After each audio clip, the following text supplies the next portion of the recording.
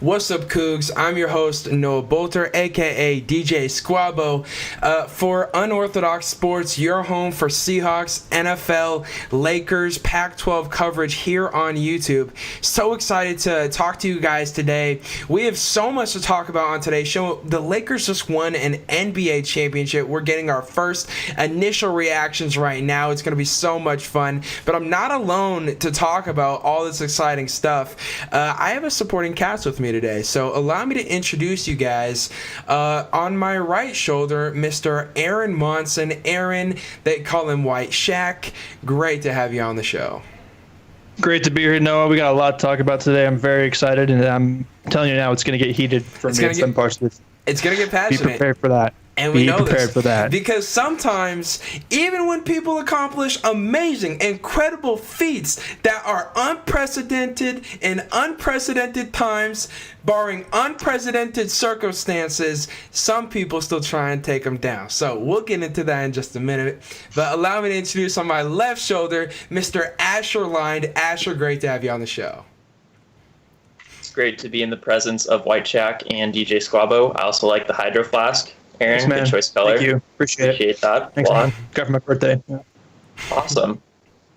All right, so without further ado, let's talk about the Los Angeles Lakers winning their 17th NBA championship, tying the Boston Celtics for the most in the NBA all time, even though the Celtics championships were mostly prehistoric. But regardless of dominating the modern era, now we're tied all time, and probably next year we'll be, one-upping you guys. Hopefully. We'll get into that later. But LeBron James won his 4th NBA championship, his 4th Finals MVP. He did it on his 3rd franchise, and he's the first person to ever do that. So I'm gonna let you guys react. I'm gonna let Asher go first, because when Aaron's done, I'm pretty sure I'm gonna want to respond.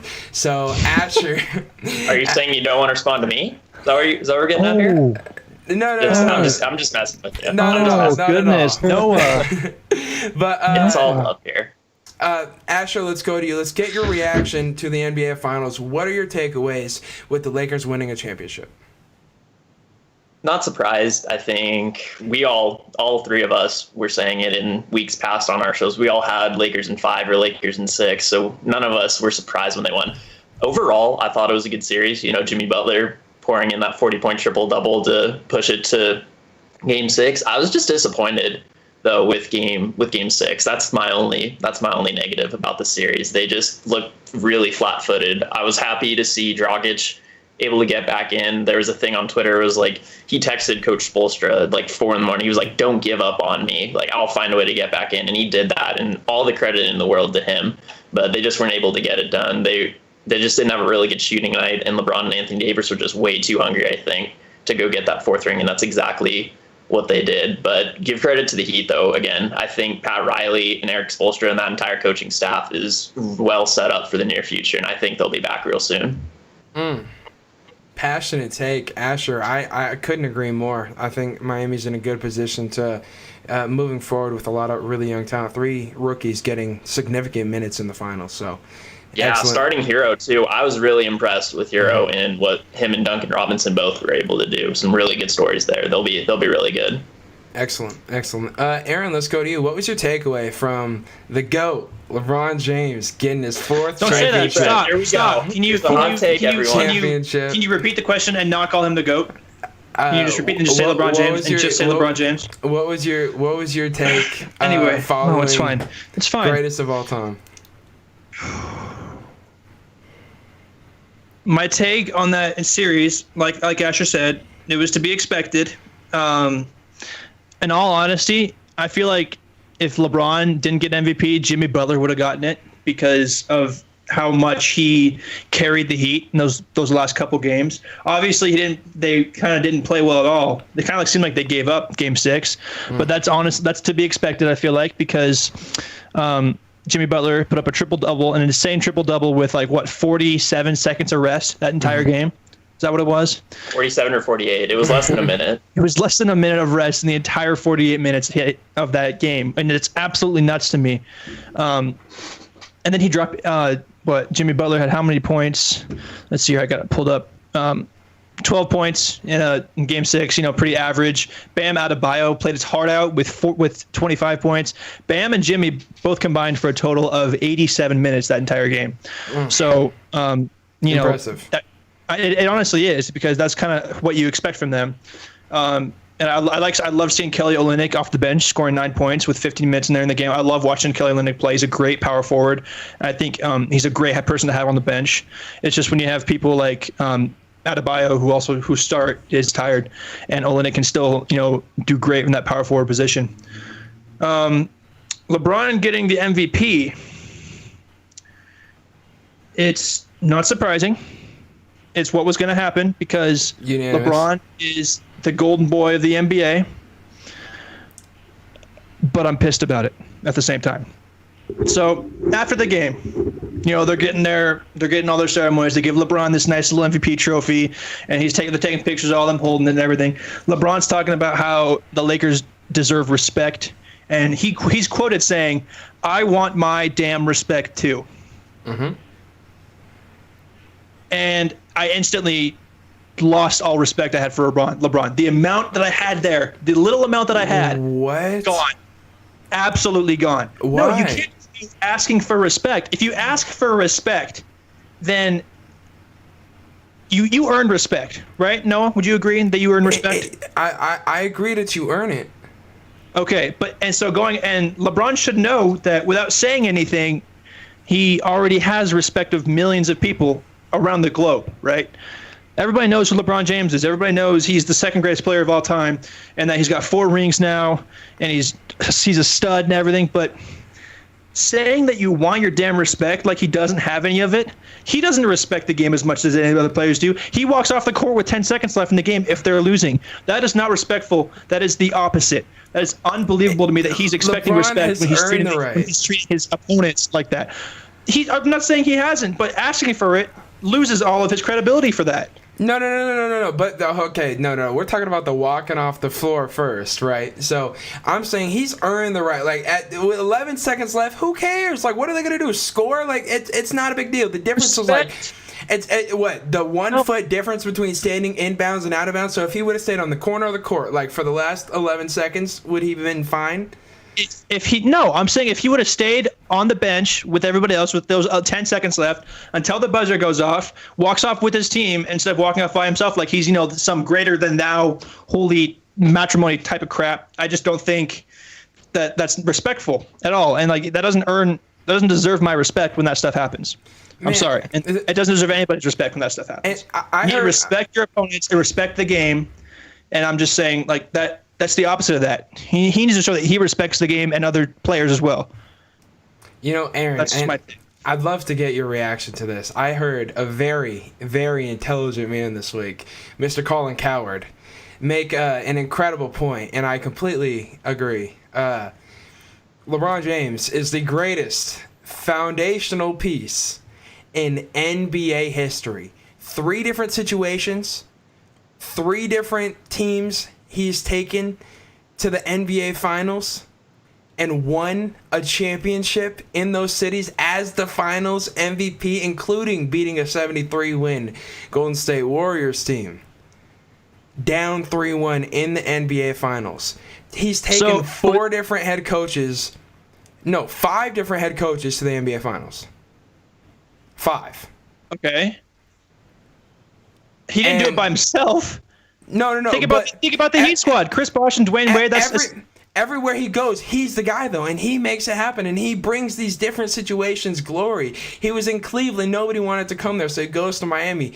A better market, gets a couple guys. They team up. They go get their couple rings. Goes back to Cleveland, fulfills a promise to his home fan base in a place that can't get any free agents ever, and he made it happen. He did that for that city, and then he goes to Los Angeles, starts to be in the mogul stage of his career towards the end, where he's working on the Space Jam 2, that he's building even more in Los Angeles. His ugly shoes. In Los Angeles, I can say something about that. I mean, I like a couple of them, but anyway, continue, Noah. But LeBron James is. what he's been able to do foundationally in the NBA to bring 3 different teams to the finals, bring them championships, but bring LA for years. Don't forget now, for years, the Lakers have been bad, bro. For years, ever since we made the finals or we won in 2010. After that, it's just been downhill. The second round of the playoffs was the furthest we've gotten since then. And now LeBron brings us a championship in his first year healthy with a co-star. So what more can you ask? What more can you ask? I'd love to get your if you wanted to talk about the LeBron shoes, go ahead, Asher. And what's your take on this debate? I'll just want to say LeBron 17 lows, a couple colorways, love them, big fan. I just need them to be cheaper. That's all I need. Yeah, all right. I'm waiting for Black Friday. We'll see. But anyway, what stood out to me when Aaron was talking about that with LeBron off the court, it kind of reminds me of like the unwritten rules. And we saw this in MLB not too long ago when Fernando Tatis Jr. hit a grand slam, just a moon shot on a 3-0 pitch. And a lot of people were like, oh, you never swing on 3-0. Like, why would you ever do that? Because you're trying to win the game. That's like telling an NBA player, it's like telling LeBron James, oh, you can't cut to the hole though, because there's like a minute left. Like, you just don't do that. As in MLB especially, no lead is safe, and we saw that with the Padres late this season. So I don't think Tatis was wrong for swinging on that shot, and I don't think LeBron was necessarily wrong either for walking off.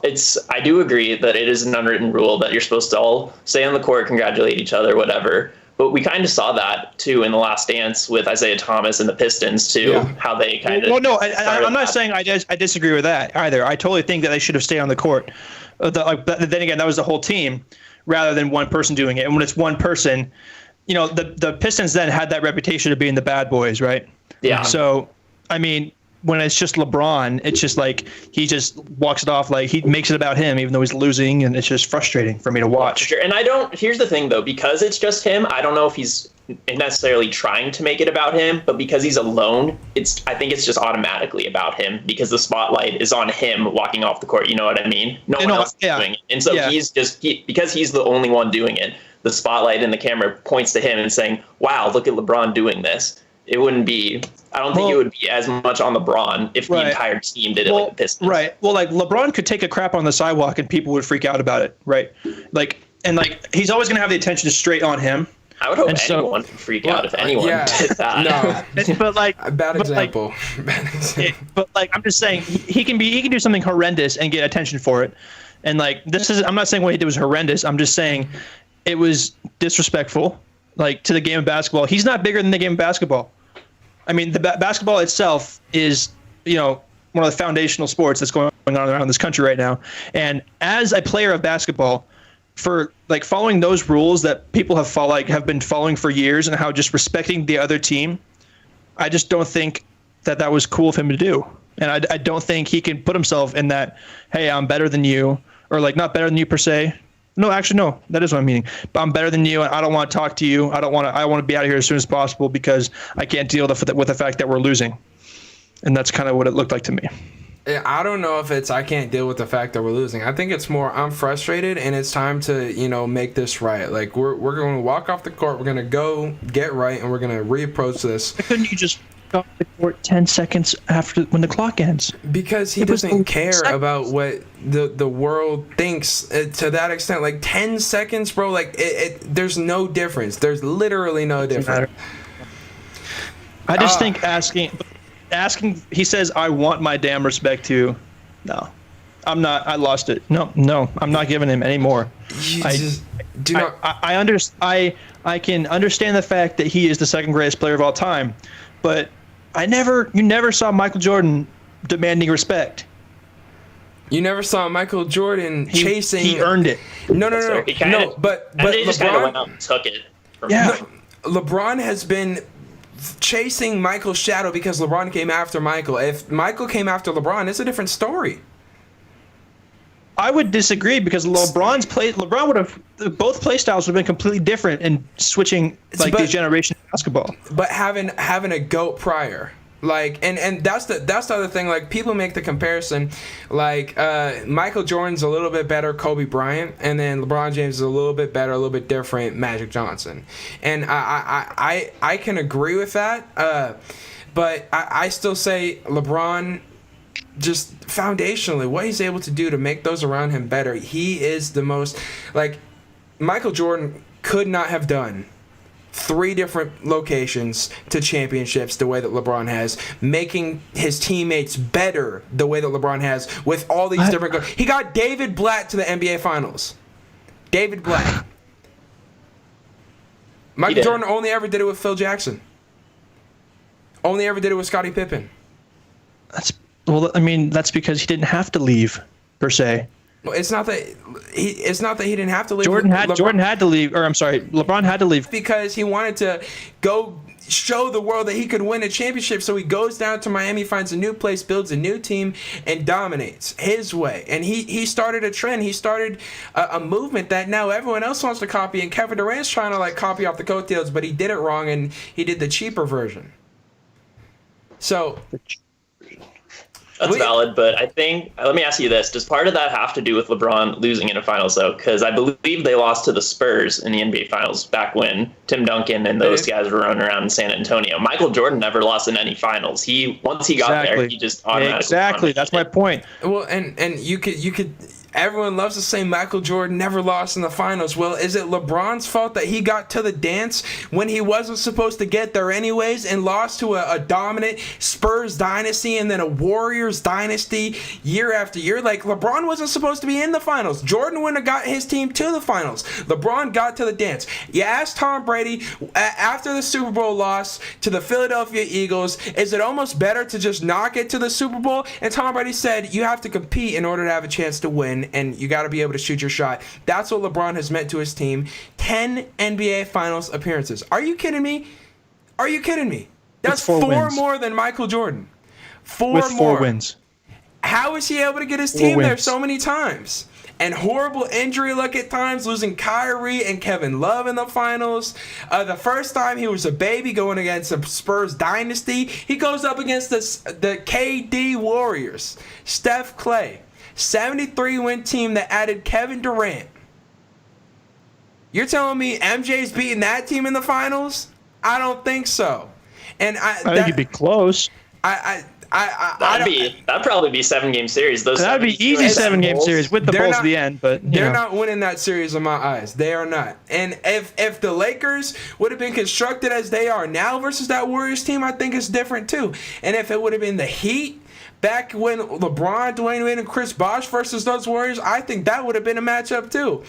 But the fact of the matter is, it was in Cleveland when he had that little, that problem troublemaker Kyrie Irving alongside Kevin Lost Weight Love. But we can leave it at that. We can agree to disagree. This is the first. That's definitely what we're gonna have to do, because I totally disagree with you. But No. And at least you're agreeing on it, though, right? Right, exactly. This is the first time on this show that we have broached the NBA GOAT discussion. So this it's not over there. It's not over there. Oh, no, not even. This discussion will never end with what LeBron and Michael Jordan have done, and then people commenting on Kobe Bryant. It's never going to end, ever. Okay, let's shift though. Let's talk about some football. So much exciting football to talk about this weekend. How about a phenomenal matchup? Aaron, virtual high five now. We're on the same side about this one. There. Oh, that was great. That was kind of synced up. It was pretty good. The Seahawks beat the Vikings on Sunday Night Football after being outplayed for the entire game. It came down to the fourth quarter.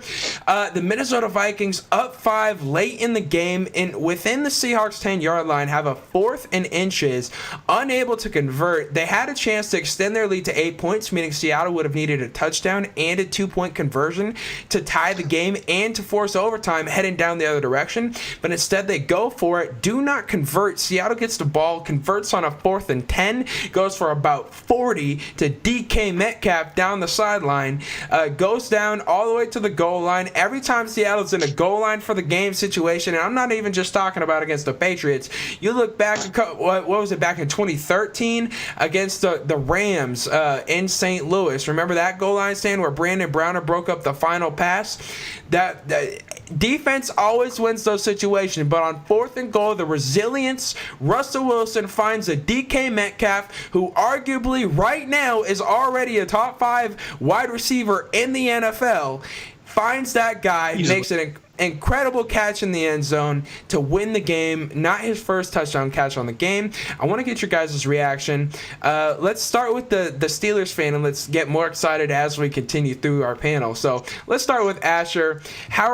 What was your reaction to the Seahawks victory on Sunday night?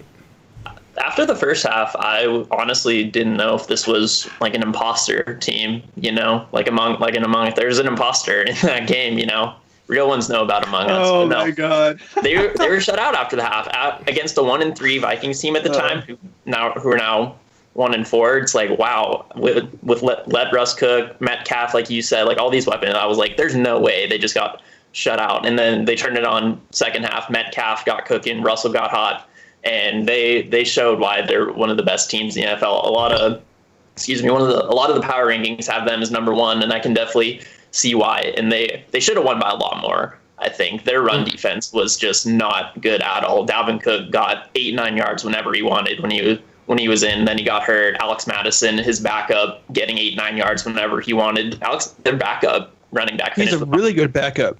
He runs really hard, and that's pretty easy to do against a porous Seahawks defense like that. He finished with 112 yards, and that's the backup running back. Yeah. So that was my big takeaway from it. Is almost double Dalvin Cook's. Granted, Dalvin Cook is a phenomenal running back, top 5. Mm-hmm. When perfectly healthy, top 5 running back, no question about it. Agreed. When you give up 112 yards to their backup running back, you gotta look at your defensive line and go, what are we doing? We need to stop the run better. Agreed. Hot takes. Let's go to you, Aaron. What was your takeaway from the Seahawks' dramatic and exciting victory on Sunday night? Well, it's just Chef Russell Wilson cooking up another nice steak for us to eat and watch during that game. A 94-yard drive that fourth quarter there for the win. The Seahawks didn't convert on third down once that entire game. No third down conversions whatsoever. Let me see if I have it pulled up here. We were 0 for 7. I think part of that was because most of them were like third and a mile, like 3rd and 22, 3rd and 17. I don't want to talk about giving the ball to Travis Homer on a 3rd and 22. That was stupid. I mean, I get that it works sometimes and that it throws the defense off guard. If you're playing the Jets and you get 3rd and 31, you know what I mean?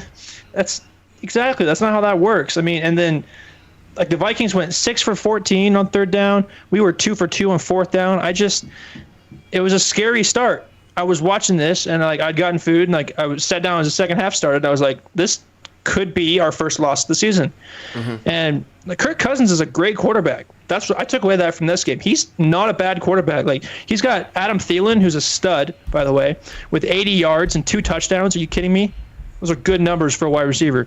And Alex Madison and Dalvin Cook are also studs with how many times they ran the ball and our Seahawks run defense popping out too. Yeah, I totally agree. And the KJ Wright pick was huge. I think that little one-hand snag I think was a great catch, by the way. I was looking, I'm like, okay, he tipped it and then the ball stopped moving. I was like, holy crap, he just one-handed that thing. Beautiful. That was awesome. It was great. And I loved Russell Wilson, his post-game interview. He was talking about how he felt like Sue Bird in the clutch, and he was wearing a Sue Bird jersey when he walked in the stadium and as in his post-game interview. It was super cool. I also loved seeing Russell run the ball. He ran for 58 yards, which is 6 more yards than Chris Carson ran that entire game. So, I mean, I just thought it was, all in all, down to the wire, just like almost every single Seahawks game has been this year. Gave me a heart attack a couple times, but I'm confident in the Seahawks staying undefeated for a while. intense, exciting. Russell Wilson is the most clutch quarterback in the NFL. This is the best start in Seahawks history, and the Seahawks have won a Super Bowl before. So, that's a really good sign, a great way to go about things. I'm super excited about this start, obviously. Look, when you can get outplayed for pretty much 4 quarters, when your offense can be stagnant, struggle every single drive, but on fourth downs in the rain without fans, you go down multiple times and convert when it matters the most, making plays to DK Metcalf. And I'll relate this to my experiences with flag football, and it's much different, but the gist of it's gonna compare. So when we were playing flag, I was a lineman, and now it's like my first time playing wide receiver, and now flag is canceled for the season. But our last game, we finally caught a W. We won a game, and we blew them out dominantly, 34-6. But in that game, I just remember going up against some of the defensive backs, and they had some athletes out there. I'm not gonna lie, and just. I ran a route where essentially my back was turned to the defender and the ball was in front of me, and I just remember having to post up and try and use my body to find the ball, and another defender almost tipped the ball, but they weren't able to get it, and I had to stay concentrated on the ball. And looking at that final touchdown pass with Russell Wilson to DK Metcalf in the end zone, how the defender doesn't get a finger on it, or he even might have, and DK stays focused on the football on the way to the ground, brings it in, gets up and shoves the defender aside. I love to see it from DK Metcalf, the confidence in his post-game press conference. He was talking about how, that whole drive, he was just focused on coming down with the football, and there were 2 times on that drive where if he wouldn't have caught the ball, Seattle would have been done, and because they were both on fourth down, he converted both fourth downs. And then the first bomb to him on fourth down was nuts. Insane. It's crazy. DB just got lost. But also, the second down pass that went for a touchdown that got punched out, I thought that should have been called a touchdown, but that is neither here nor there because we got it done in the end. But regardless, in the end, DK Metcalf, a phenomenal job when it mattered the most, stepping up. I've said this about Seattle all year. When it matters the most, we're going to step up, and I'm going to believe that until we don't. And somehow, some way, we found a way to win against Minnesota. Now's upcoming one of our most important stretches. After the bye, so obviously this week's our bye. After that, we have Arizona, San Fran, Buffalo, and the Rams. And that's going to be a really tough divisional stretch, plus the game against Buffalo. Buffalo playing right now, down 10-28 to Tennessee. But Buffalo is still a really good team, still undefeated at this point, even if not till the end of the night. But Buffalo, a really good team, and that's mixed right in between 3 divisional opponents. So heading into that stretch, hopefully Jamal Adams will be available. How do you guys think, just initial thoughts about that stretch? What do you guys think realistically a record coming out of that stretch Seahawks fans should expect to see? So are you talking about the stretch from the Cardinals to the Rams? Yep. Yeah, so that 4-game stretch. Okay. So I think that's when our 2 losses are going to happen. Okay. In Arizona and in Los Angeles. I think that's when the 2 losses are going to happen. The Bills, however, are also terrifying. They scare me a lot. Josh Allen's a beast. But I honestly think 49ers game at home, it's going to be a breeze. Honestly, we'll kick their butt, But we're going to go 2 for 4 in this next stretch. I really feel like Arizona scares me. And so do the Rams. And the Bills do also. But just because the Cardinals and Rams are more in our division, our toughest games are always divisional games. Yeah. And so that's what I honestly feel like is going to happen is we're going to go 2 and 4, losing in Arizona and in Los Angeles. Asher. I wouldn't be surprised if 2 and 2, but to answer your question, I think Seahawks fans should expect 3 and 1 out of that stretch just because of how they've started. I think if I was a Seahawks fan, I'd be fairly disappointed going into week 9 or 10, whatever it is, with 2 losses, given how dominant Seattle has been, aside from run defense and what have you, and injuries and all that. I think they can beat Buffalo, because if Buffalo loses tonight, they'll be losing a lot of momentum. San Francisco losing momentum right now. LA on a hot streak right now. They're, I think, 8th right now in power rankings, and Arizona's still creeping around there with Kyler Murray, who's getting hot. DeAndre Hopkins, another 25 points for me in fantasy. Thank you, DeAndre. God bless. So good. I got the best wide receivers in my whole league, not even kidding. And DeAndre Hopkins is one of them. But yeah, I think 3-1. I think they're more likely to lose to an Arizona team with DeAndre Hopkins than LA. But I wouldn't be surprised if they go 2-2 during that stretch. So prior to the season, I circled losing to the Niners at home, and I circled losing. And this one I just circled as soon as we got the schedule. Whenever we play the Cardinals at home, we're losing it. I'm circling that now. Whoever's on the road wins that series. So I do think we beat Arizona on the road. Isn't that Thursday Night Football? Right after the bye as well. No, it's a Sunday game. It's Sunday. Okay. Yep. Is the later one Thursday? I thought we played them on Thursday at one point. I could be wrong. Yeah, no, 11-19. So I think that's a Thursday game. Okay, but yeah, that's a Thursday game. Yeah. Okay, so but the first one, that's even better. So we do get our full 2 weeks off, which is good. Yep. I think we beat Arizona. I think we lose to San Fran. And I'm sticking with my picks here. I think we squeak out a win at Buffalo, and I think we squeak out against the Rams. I think it's going to be extremely close. I think it's extremely interesting. I think all four of those games could be shootouts. All four of those games could be down to the wire, heart-wrenching, hair-graying, just disgusting nail biters. Just so fun to watch. And I can't wait to watch this stretch. I'm super excited about it. But now let's shift to this. Wait, no, before we go on, is the Niners loss the home game or the away game at the very end of the season? The home Which one are you talking? The home one? Okay. During the stretch. That's the one that I said. Interesting. And I said that before the year to set up for when we beat them there. Right. But Okay. So you can prove yourself wrong. Yep, makes sense. Sure. But Something like that. So right now some are saying it's a 2-headed monster. Some are saying 3-headed monster for the MVP race in the NFL. Patrick Mahomes is up there, Aaron Rodgers, but Russell Wilson is the front runner as of this moment. Ladies and gentlemen, after having the best drive in the NFL this year, and knock on wood, I'm pretty sure it's going to stay that way at least for a while. Russell Wilson is MVP locked up in any form or fashion? Not yet.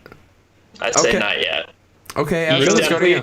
I definitely agree. He's the front runner. I think he's been performing the best, or at least top 2 or 3. I think he definitely is the front runner with tying Peyton Manning's record for most touchdowns in 4 games. Whatever. Let Russ cook. That whole storyline. I think he's still the front runner. But Aaron Rodgers is right behind him. He's the only quarterback who hasn't thrown a pick yet this year, and I think that definitely means something when it comes to the MVP race. And the Packers are still undefeated. They're going to lead their division for at least a couple weeks. I don't think Chicago or Minnesota can catch up to them.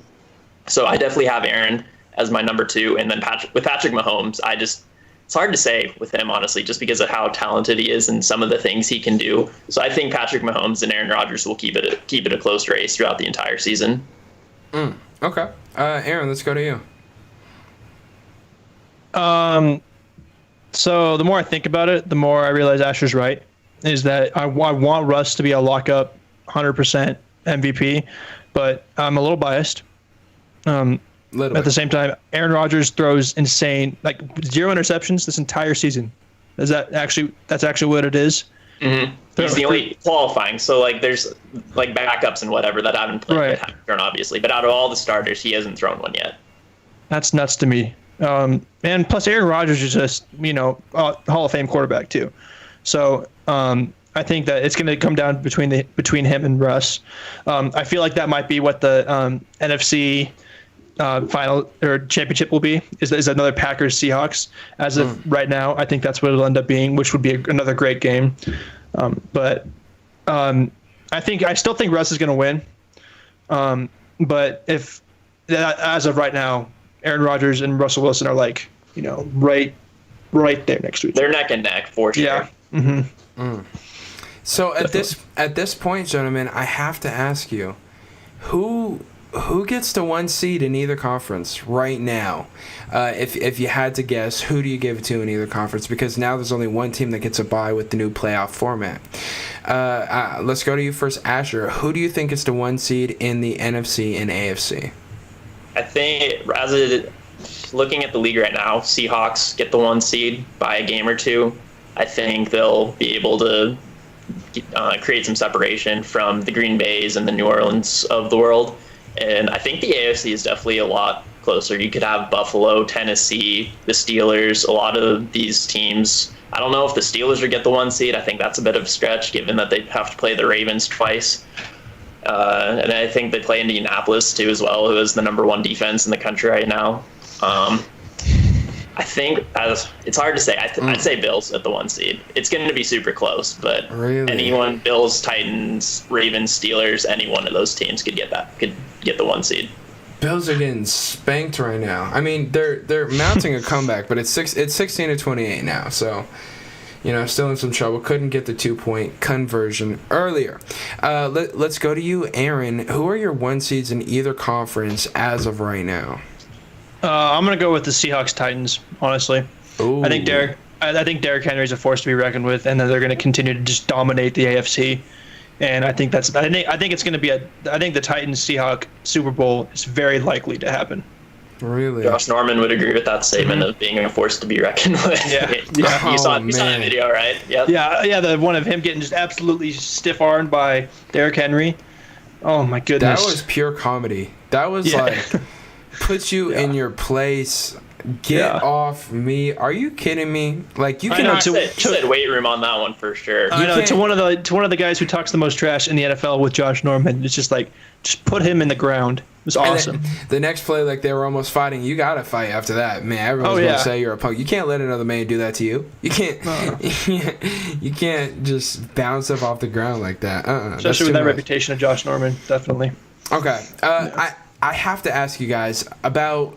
There's a whole lot of controversy going on in New York in the NFL right now. The New York Jets, as well as the New York Giants, both just a lot of question marks around either franchise. I don't know if either head coach is going to end up working out, but Adam Gase for sure, in my opinion. And of course, you never want to see someone like lose their job and be unable to support themselves, but I don't think he's doing a very good job in New York.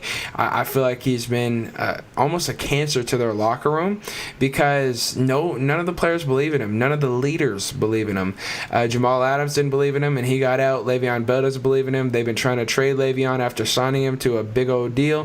Le'Veon, everything's just gone downhill since Pittsburgh, holding out for a year, not getting paid, and then getting paid less to come back the next year. And go to New York, and then the stats have taken major hits ever since. So, he's not. You only have so many years of your prime, especially as a running back in the NFL. So, a difficult situation. Fellas, I want to get your reaction, your take to the drama in the New York Jets, and see if you guys have any projected spots where you think he'd be a good fit. Asher, you have a lot of experience with Le'Veon Bell. Would you like to see him potentially make a return, or do you see any other potential landing spots? I don't think I need to see a return. I think the Killer Bees had their fun with Antonio Brown, Ben, and Le'Veon. He's so good for Pittsburgh. I think in all those playoff runs, everyone talks about his ability to run super patiently. Like, he'll stand behind his line for like a second or two, waiting for them to do something. Then he'll just take off. He can also catch out of the backfield really well. And I think you guys will like my projecting a lot. I think he could be really good with Seattle, catching a pass from Russ out of the backfield, and especially with their backfield right now, given how Carlos Hyde, Travis Homer, and Chris Carson aren't all super healthy right now. With a guy like Le'Veon, who I'd say is arguably still in his prime, he's still pretty young. I think with a quarterback like Russell Wilson and that offense, letting Le'Veon be able to sit behind that O-line, catch a screen or whatever, anything, I think Le'Veon could fit in Seattle really well, and I think that would help push them towards getting the 1 seed too. Yeah, there's no question about it. I think Le'Veon in Seattle would be a really good fit. Chris Carson's in a contract here. What happens with him, we don't know. And that could be, implications down the line here. Last time we had a trade with the Jets, we got Jamal Adams. So True that. And the chemistry because Jamal was in New York with Le'Veon, so them reuniting could be good too. But on the way out, things were a little bit rough. On the way out, yes, but I think partly might have to do with where they were and their coaching. With a guy like Pete Carroll and Russell Wilson in the same locker room, I think that goes right out the window. I think totally different atmosphere. Totally different atmosphere for sure. Assuming Le'Veon went to Seattle, I think they can mend things up and just go to work from there. So, and that would have to be part of like the plan if you were to make that trade. Of course, you'd have to talk about between the guys, because one of the things that Jamal Adams did before the season, like when Le'Veon called out Adams, he essentially ghosted him, right? He was, what's the phrase I'm looking for? Like shade. He threw shade essentially on his shade. Like, he tweeted and essentially was saying, it's crazy how people change up after saying like, oh, we want to build this thing in New York, and he recruited Le'Veon to New York, and then now Jamal Adams wants out, demands a trade, gets out of there, and Le'Veon didn't like that, but now Le'Veon he wants out, of course, and the head coach isn't working with him. So if he were to go to Seattle, of course, you'd have to make that agreement prior to him being traded to Seattle that he was going to work things out with Jamal Adams, especially because Jamal Adams, like, he literally circled the game against the Jets on the calendar. Of every team the Seahawks are going to play this year, he circled the Jets game. That tells you that there's bad blood there. So in terms of chemistry, I would love to see it if we could make the chemistry work. But yeah. Are there any other teams that you could see him working out on though? Like, is there, like, I could see him. I mean, they already have like 1.5 million running backs in Tampa, but if they if they want one more, I could see Le'Veon Bell going there. I could honestly see him going back to Pittsburgh at some point if they were, because like if he can work things out with Jamal Adams, I could see him working things out with Pittsburgh, realizing like that was the best situation for him offensively and for his career. Yeah. Also, they did just release him like 33 minutes ago. Just been posted, so he's officially not a Jet anymore. Really? Le'Veon? Le'Veon is no longer on the New York Jets. ESPN 33 minutes, or ESPN said during the show, practically 38 minutes ago, 3 minutes into our show, New York Jets released disgruntled running back Le'Veon Bell. That is so good. So Seattle could just sign. Okay, so that makes it even breaking news right now. It really does. Yep. Break it down for us. Okay, so now that we know Le'Veon Bell is a free agent, do you see a role for Le'Veon Bell in Seattle potentially this year? Could he come to Seattle and could he have an instant impact? Asher. I think he could. I think, like you said, the chemistry thing would need to be solved between him and Jamal Adams. But with the system and the quarterback and all the personnel in the Seattle locker room, I think for sure he could have an impact. Okay. Aaron. Most definitely. I just think Homer and Carlos Hyde would get less playing time if they comes around, like they start to get healthy again. I definitely think they would just go back and forth between Chris Carson and Le'Veon Bell if that does happen.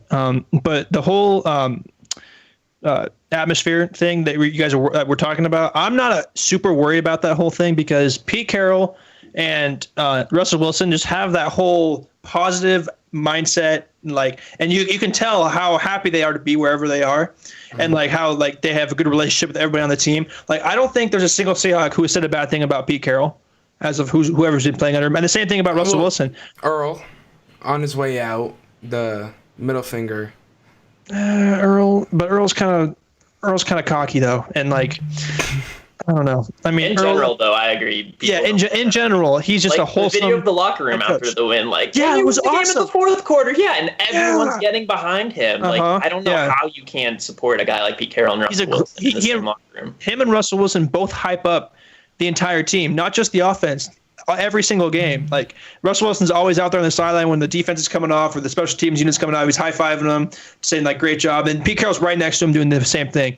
So I feel like the chemistry won't be that much of an issue as long as Le'Veon Bell is willing to accept the new team he's been being put on. The Seahawks exactly, yeah. The Seahawks organization is a completely different organization than the Jets in that way. Just because Pete Carroll and Russell Wilson are the happiest dudes in the NFL, in my opinion. But yeah. Yeah, no question about it. I think Le'Veon Bell could have an instant impact in Seattle. Le'Veon Bell could be, he could be a key piece as to what moves this offense on the line. We've seen Chris Carson step up this year in terms of pass catching, and what you can do by adding Le'Veon Bell. And remember, Russell Wilson on that last drive against the Minnesota Vikings was talking trash to the defense. He literally said to this defense, they know what's coming. They know what's coming. We about to go do it to them. Minnesota's used to losing games in similar fashion. That is true. That's very true. Missed field goal. Excuse me. Sorry. Pretty crazy. All right, Asher, I want to get to you now. Last week, you were so kind as to ask our audience, some of the fans, for a whole bunch of questions. We have a couple of questions to unpack, and I want to do that for the remainder of our time here. Let's go to you. Just take it over. Ask us whatever questions you want, and we'll go around the room talking about it. All right, we'll make it happen. So first of all, thanks to everyone who asked us questions. There was a lot of really high quality questions, I think, and I thought long and hard about some of the ones I want to answer. I want to start with the buddy back home, Lewis. I know you're watching. Lewis Aaron asked me a couple questions. Gave me some really good questions. Thanks, buddy. Appreciate it.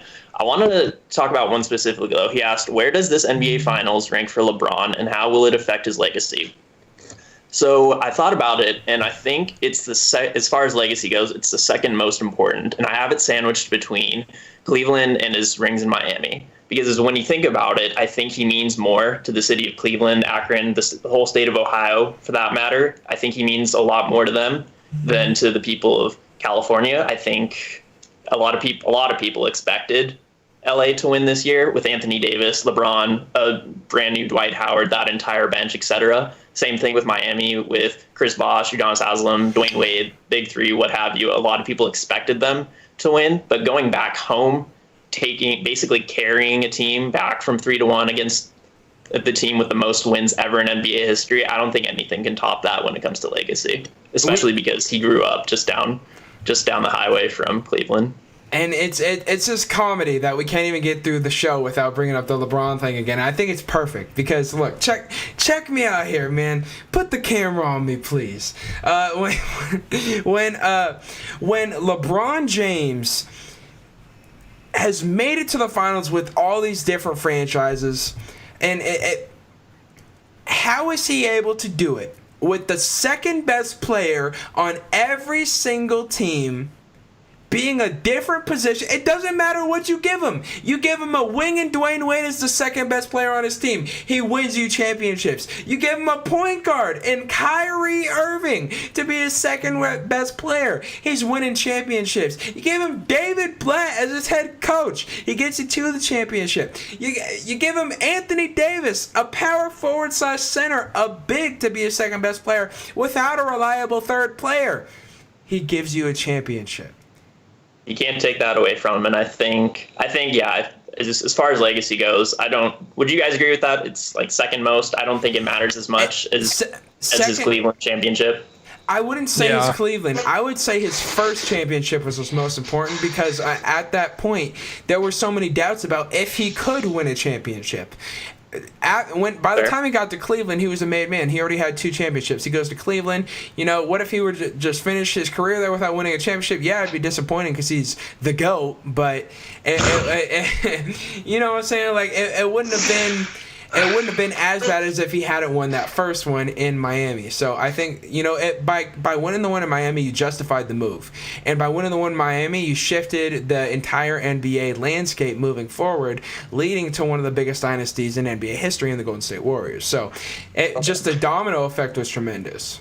That's fair. Do you have anything to add to that, Aaron, before we move on?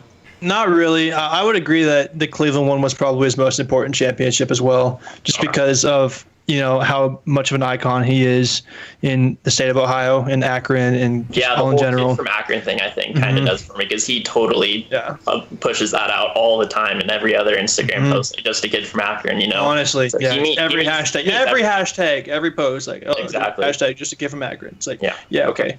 So next question, Noah, we'll let you answer this one. This one comes from Sean O'Connor, a great KUGR alum. Hope you're watching. Sean, thanks for the question. He said, With the Big 12 in a state of chaos and now the SEC after last week, does an undefeated Pac-12 champion have a shot at making the playoffs, Noah? 110%. Are you kidding me? First of all, the Miami Heat just made the finals in the NBA. Like, that was the 5 seed in the Eastern Conference, right? So, like, that unprecedented things are happening in these playoffs. Then you go and you talk about some of the other divisions in college football and some of the other conferences and how they're allowing fans in their stadiums, unlike the Pac-12.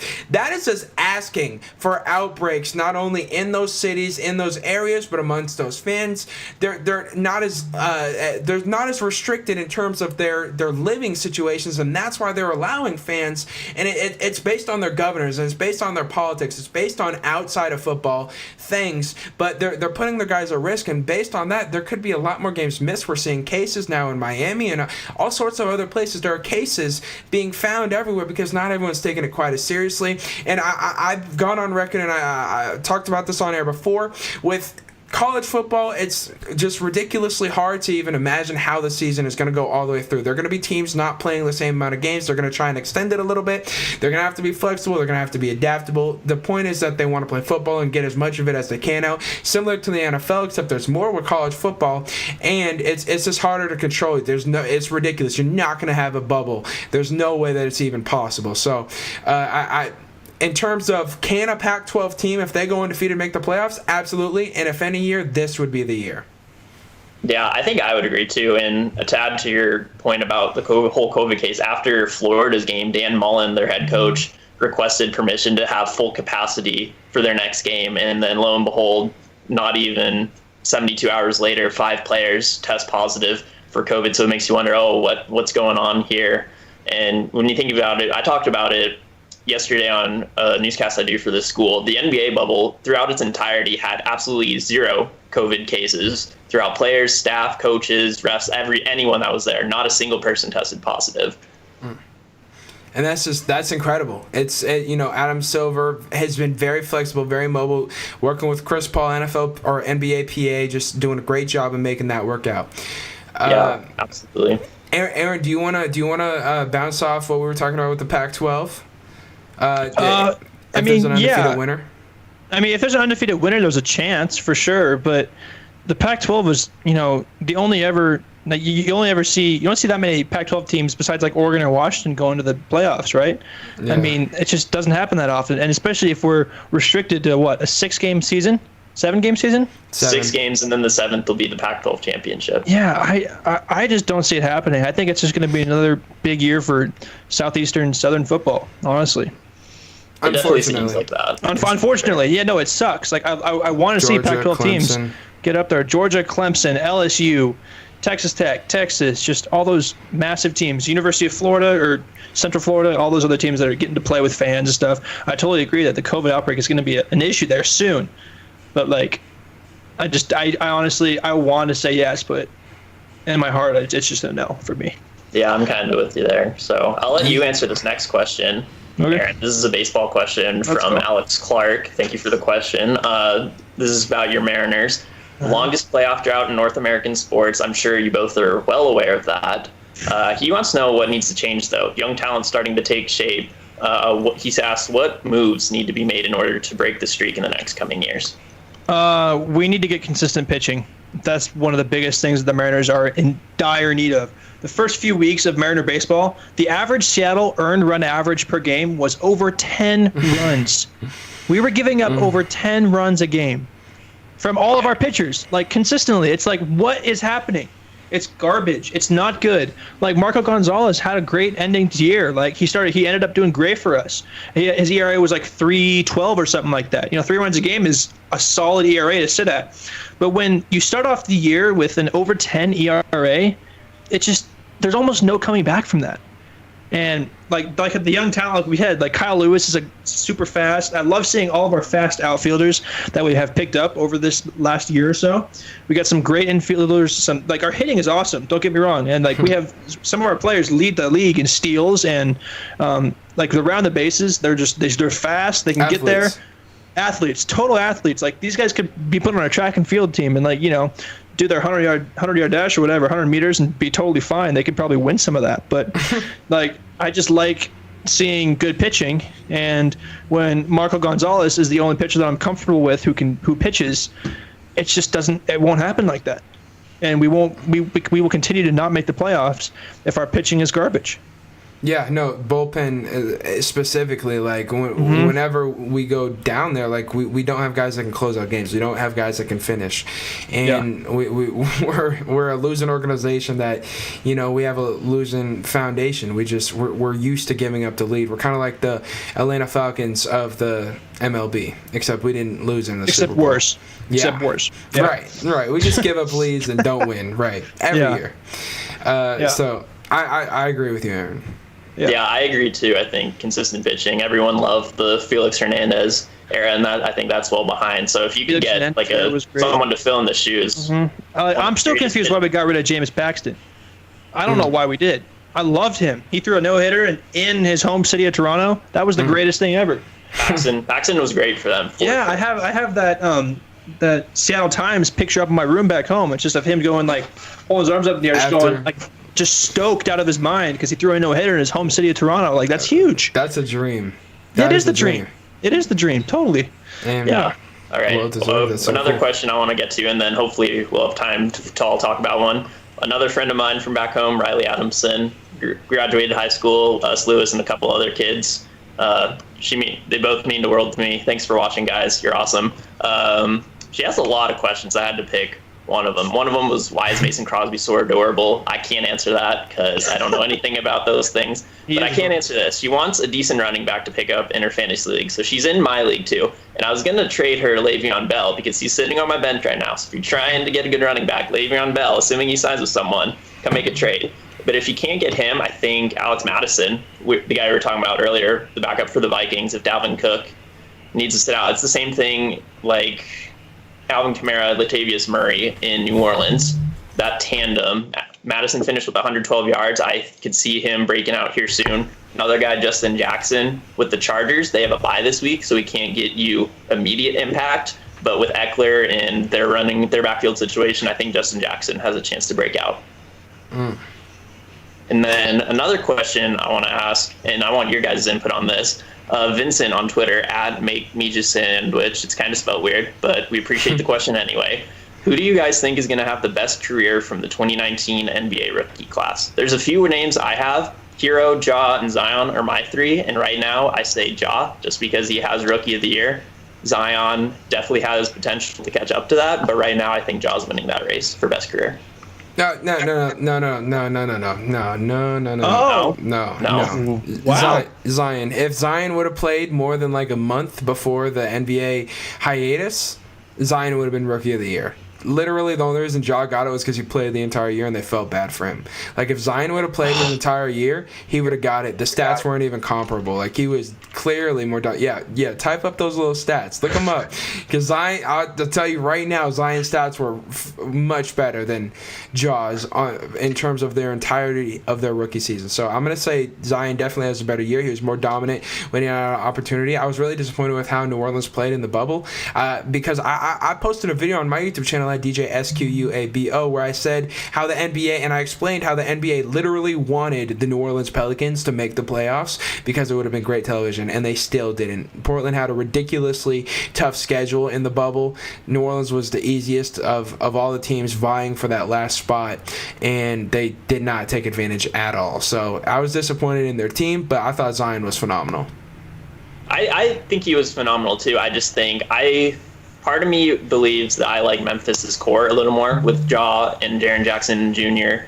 and all of the guards that they have around. Just watching them in the playoffs, how hungry Ja was. Just also, I'm a big fan of little guards getting up. Like Ja just yamming it on people in the NCAA tournament when he was at Murray State. Some of my favorite highlights probably ever. Amazing. And so I might be a little biased there, but Rookie of the Year definitely adds to his case. And I think if you look at it, just based on how the Pelicans played, I think Memphis has a shot to be good the next couple of years, building around their core of Ja Morant, Jaren Jackson Jr., maybe adding a few free agents here and there. So that's my take on it. Aaron. Well, I mean, if Zion starts shooting 80% or more from the free throw line, I would say Zion, but Ja's shooting more free throws and making more. So literally the one stat you bring up, free throws. free throws are important. Okay. They're important, but you're not pointing out the points, assists, or rebounds. And I understand, like, Jaw's going to have more assists, but the other two, lean in Zion. That is true. To be fair, free throws don't make or break a career, because we all know how bad your boy back there, Shaq, was some free throws. And I've heard Shaq had a good career. Yeah, no, Shaq he did all right. Yeah. Word around the block. Free throws. I mean, Zion's stats speak for themselves, obviously. And if that was a consistent thing, like, throughout the entire season, it's like I like Ja Morant more personally, because I like watching him. Like, he's a little different than Zion. You know, Zion's kind of like the new LeBron almost, in a sense, like, where he's got that big persona coming at him, right? Like, that's what it sounds like to me right now, because he's one of the number 1 draft, and he definitely had a lot of hype, just like exactly LeBron did coming out of high school and college, playing as one year Duke. But like, I'm not saying I dislike Zion. I love both these players. They're both so fun to watch. But I mean, Ja Morant, slight underdog in a sense, if that makes sense. Yeah, that makes sense. And it's kind of hard to gauge, just because, like you said, Noah, Zion missed a whole lot of the season. Yeah. Ja took that opportunity to go get Rookie of the Year. And so that definitely tips the scales. They're completely different players as well. Like, Ja Morant's a quick little guard who can slam down people, and Zion's like an alien from outer freaking space who's not human and can jump stupid high in the air at 6'6" and 284 pounds. No question about it. Both of these guys are ridiculous. I think time will tell, though, ultimately, when it comes to... They'll both have phenomenal careers. I don't have a doubt in my mind. But just because Zion missed so much, I have Ja winning right now. But Zion could definitely catch up soon. Thank you to all the fans who sent in questions. I see the KC Sports Nerd in the chat. Thanks for showing up, Lewis. He's a super good helper of mine, friend of mine from my other show that I do on my other YouTube channel at DJ SQUABO. I really quick want to give an opportunity to these guys to shout out where you can find them. Let's go to you first, Aaron. What is your social media for the viewers? Got me on Instagram at Aaron Monson. Send me a friend request on Facebook if you like. My Twitter is at Aaron__Monson. I got some fire tweets coming your way about 2 times a week. It's worth your time to like it and share it, and just hit me up. Sweet. All right, Asher, where can they find you? Everywhere. Just look up Asherline. Pretty unique name. Follow me on TikTok. I'll send you some awesome Among Us videos. Seen some really good stuff lately. If you want to play Among Us 2 with me, let me know. I'm trying to get a group together. Dude, I literally, I downloaded it yesterday and I played it for 8 hours yesterday. Such a fun game. It's addicting, isn't it? Such a fun game.